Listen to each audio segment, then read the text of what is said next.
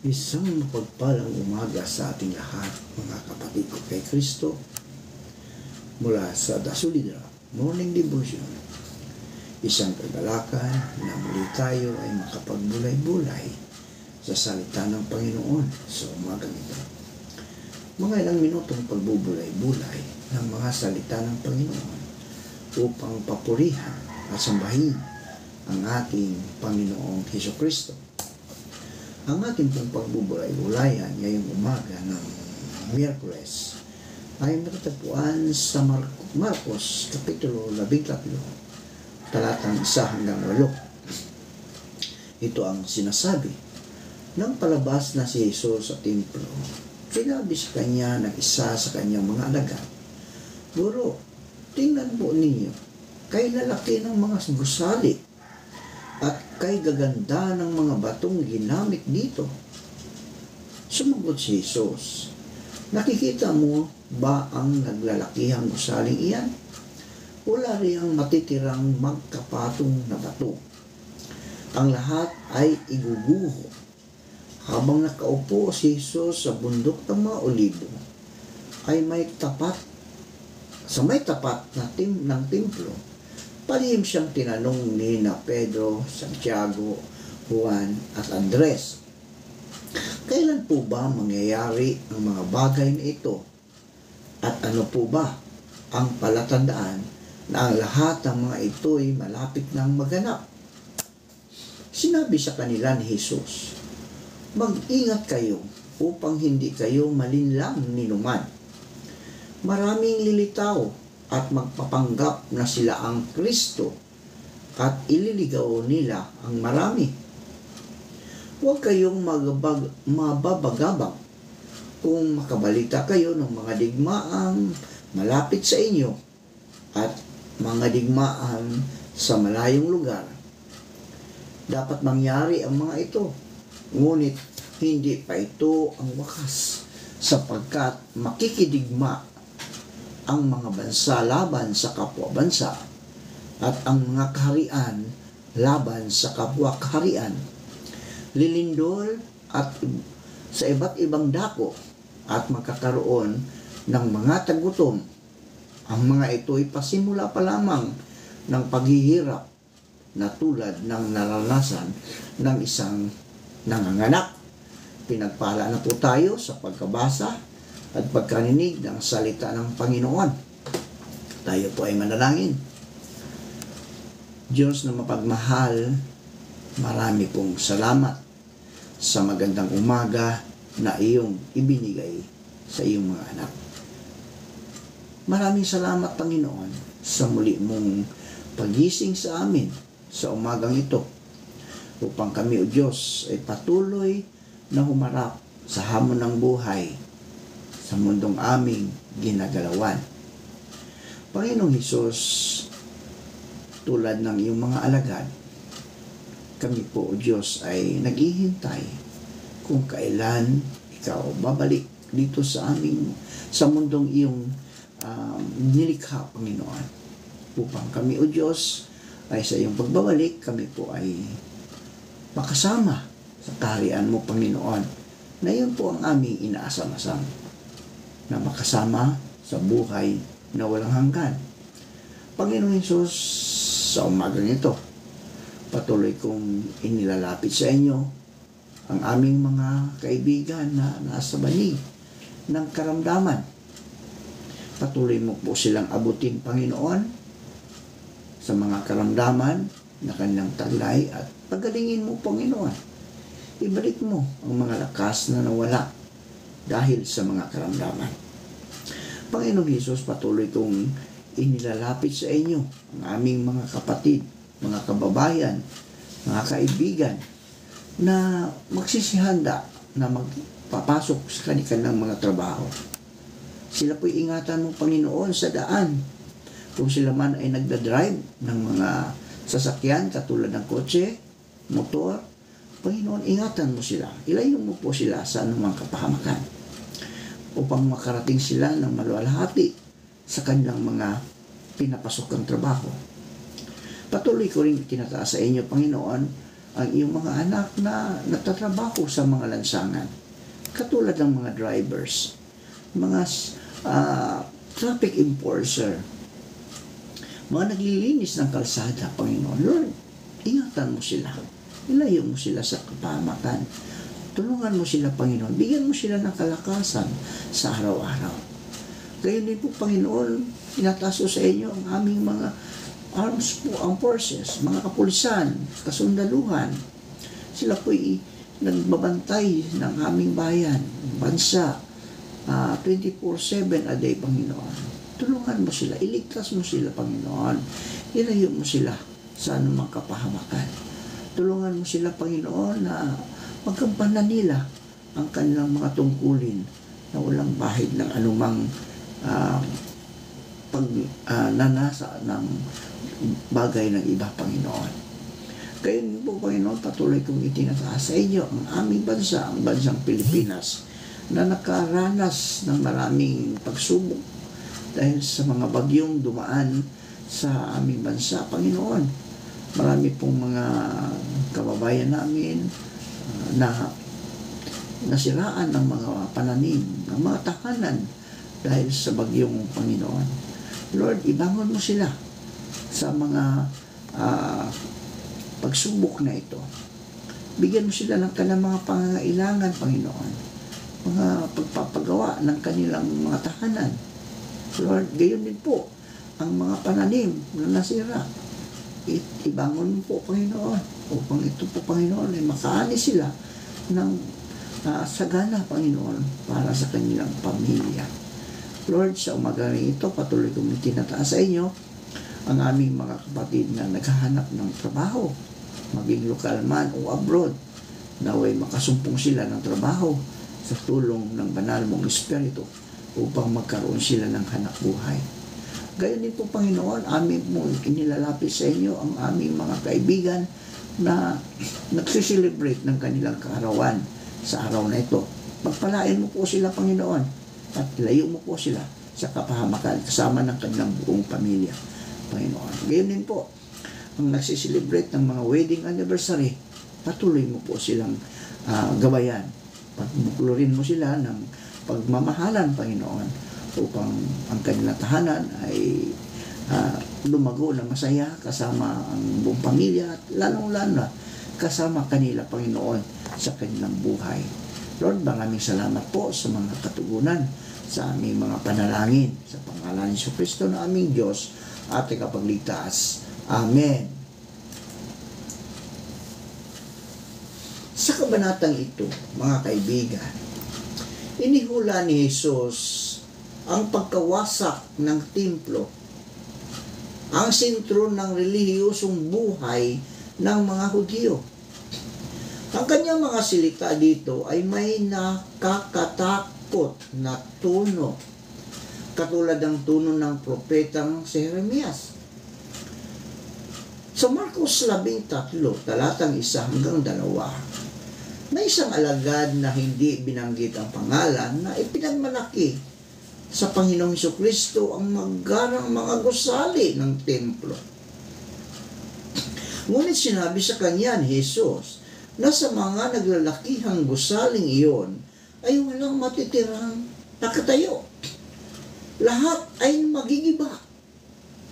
Hindi nagtagal, samantalang si Jesus ay nakaupo sa bundok ng mga olibo at nakatunghay sa templo na nasa kabila ng isang lambak, ay palihim na lumapit sa kanya ang magkapatid na si Pedro at Andres.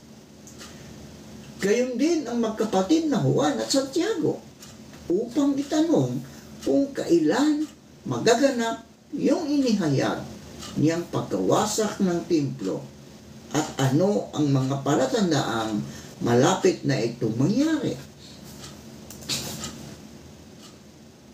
Ano kaya ang dahilan kung bakit kinakailangan nilang pag-usapan ng lihim ang tungkol sa magaganap na pagwasak sa templo at sa mga pangyayaring darating?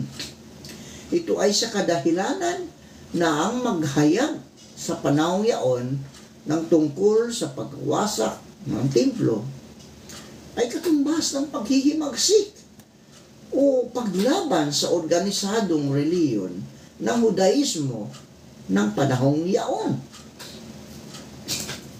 Ang mga inihayag na hula ni Jesus tungkol sa wakas ng panahon ay hindi masyadong pinahahalagahan ng mga taong abala sa mga bagay tungkol sa sanlibutan.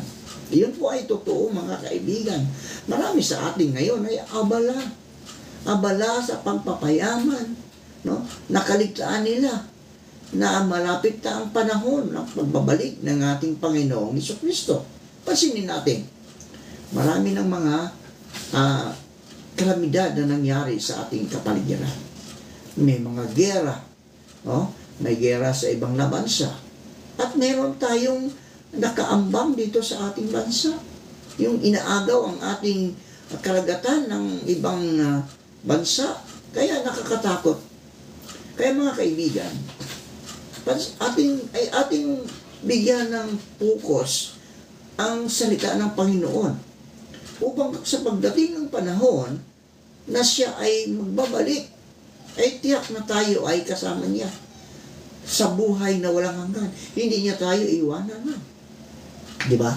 Kung nating pahalagahan ang mga bagay tungkol dito sa sanglibutan, pahalagahan natin ang buhay na walang hanggan na ipinangako ng Diyos sa atin, mga kaibigan. Di ba? Sila yung mga taong walang katiyakan sa hinaharap. So sa ating aralin, sa ating devotion ngayong umaga, ang mga alagad ay nag-aalala tungkol sa kinabukasan ng kanilang bansa pagkatapos na hinulaan ni Jesus ang pagkawasak ng templo na noon ay muling itinatayo. Maaari tayong mag-alala kung malalampasan ba natin o hindi ang mga salungatan at tukso sa hinaharap. Habang nahaharap tayo sa isang hindi tiyak na bukas, hinihikaya tayong mamuhay sa bawat araw. Nilinaw ng Diyos na sa kabila ng ating mga pagsubok, hindi tayo dapat mag-alala. Hindi dapat tayo mag-alala. Bakit? Dahil meron tayong Panginoon na siyang gumagabay, nagbabantay sa atin. Pangako niya, hindi niya tayo iwanan ni pinabayaan man. Kasi kapag tayo tumawag sa Kanya, ang Diyos ay nariyan lang. Kumbaga ang layo natin sa Panginoon, mga kaibigan, ay isang panalangin lang. Yun lang ang layo natin. Kapag tayo nanalangin sa ating Panginoong Jesucristo, siya ay tutugon sa ating mga panalangin. Kung ipagkakatiwala natin ang ating buhay sa Panginoong Jesucristo, mga kaibigan, ang Kanyang Espiritu ay isa sa atin sa panahon ng ating mga hirap at kabagabagan. Sa Kapitulo 13, talatang 5 hanggang 8, ay nagbabala si Jesus sa 4 na apostol na may mga lalabas na mga bulaang Kristo at manlingling lang ng marami. Sinabi rin niya na huwag silang mabagabag tungkol sa mga balita ng digmaan pagkat dapat mangyari ang mga ito bagamat hindi pa ito ang wakas. Di ba? Di ba sa panahon ngayon, mga kaibigan, marami nang nagpapanggap na sila ay anak ng Diyos. Di ba? Maraming nagpapanggap na sila ay Kristo. Sila ay sugo ni Kristo. Kaya mga kaibigan, mag-ingat tayo. Dahil yun po ang tanda na malapit na ang panahon.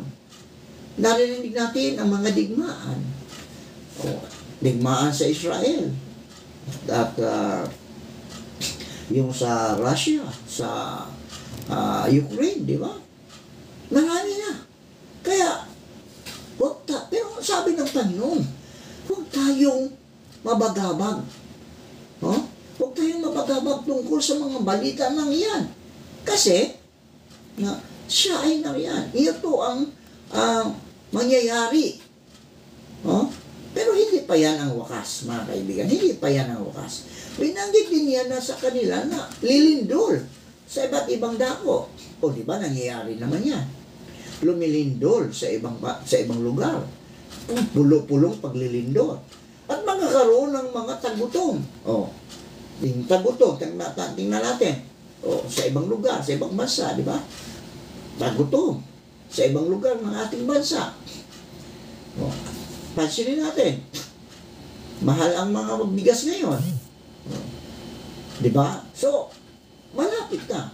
Pero sinabi ni Jesus na ang mga pangyayaring ito ay pasimula pa lamang ng mga mararanasang paghihirap sa sanglibutan. So, nagsisimula ang paghihirap ng ating sanglibutan. Hindi siniwalat ni Jesus kung kailan darating ang wakas, mga kaibigan. Ngunit, dapat itong mag-udyok sa atin na manatiling alerto at mapagbantay mula ngayon hanggang sa wakas. Dahil hindi tayo sigurado sa kinabukasan ng ating mundo. O, tandaan natin yan, kaibigan. Hindi tayo sigurado sa kinabukasan ng ating mundo. Hindi rin tayo sigurado sa oras at mga paghihirap na kakaharapin natin sa pananauli ng ating lakas mula sa kahinaan. Di ba? Ngayon, malakas tayo. O baka naman, bukas, wala na. Hindi tayo ganap na makabawi. Lagi tayong nasa recovery. Maranasan lamang natin ang ganap na tagumpay pagkatapos na bumalik si Jesus upang tayo ay maging bagong tao. Ang paghahanda para sa kanyang pagbabalik ay dapat gawin sa bawat araw. Bawat araw. Hindi natin makalkula ang araw ng kanyang pagbabalik at planong magbago para siya dumating. Ang ating pang-araw-araw na paghahanda at mga aksyon ay mahalagang susi sa ating espiritual na kalusugan at pagaling. Manalangin tayo. Salamat, Panginoon, sa buhay at lakas na patuloy mong ipinagkaloob sa akin. Inamin kong ako'y makasalanan laban sa iyo at nararapat lamang na ako ay iyong parusahan. Salamat, Panginoon, na inako mo ang aking mga kasalanan at iniis mo ang parusang dapat na ako ang magdanas upang ako'y magpatawad. Tinalikuran ko ang lahat ng aking mga kasalanan at nagtitiwala ako ngayon sa Panginoong Jesucristo para sa aking kaligtasan. Salamat, Panginoon, sa kangahangang biyaya at kapatawaran. Salamat po sa buhay na walang hanggan. Amen at amen.